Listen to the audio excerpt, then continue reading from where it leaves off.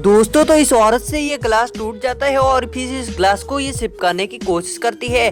तभी थोड़ी देर बाद उसका लड़का आ जाता है और वो उस टूटे ग्लास को नहीं देख पाता और उसके लिए कुछ नया बनाने की कोशिश करता है। दोस्तों ये लड़का बांस की लकड़ी लेकर कुछ कलाकारी करने लगता है। ये क्या बना रहा है ये जानने से पहले अगर आप एक लड़का हो तो इस वीडियो को लाइक कर देना और एक लड़की हो तो कमेंट में अपना नाम जरूर बताना। दोस्तों आप देख सकते हैं लड़के ने बहुत ही शानदार कलाकारी करने की कोशिश की है और आप देख सकते हैं कि ये लड़का क्या बनाने की कोशिश कर रहा है। आपको पता चला हो तो कमेंट में जरूर बताना। और ये लड़का अपनी माँ के पास ये लेकर आता है और उसकी माँ वो देखकर